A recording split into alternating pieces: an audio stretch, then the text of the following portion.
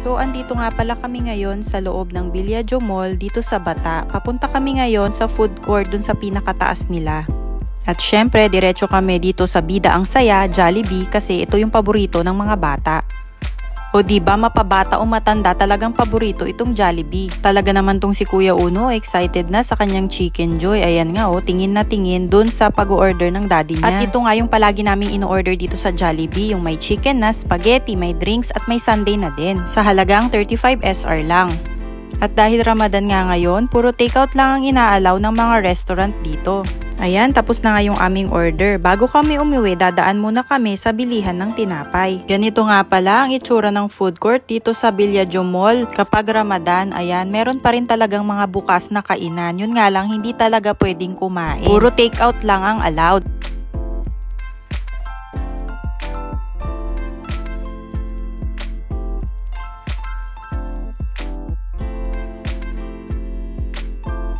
O siya, mamili na nga tayo ng ating tinapay para makauwi na tayo. Ito palang bilihan na tinapay na ito ay yung Blue Ribbon. Sikat na sikat dito sa Riyadh. Masasarap yung mga tinapay nila dito, lalong-lalo na yung kanilang bestseller na ensaymada. Hanggang dito na lang muli, hanggang sa susunod naming vlog. Thanks for watching!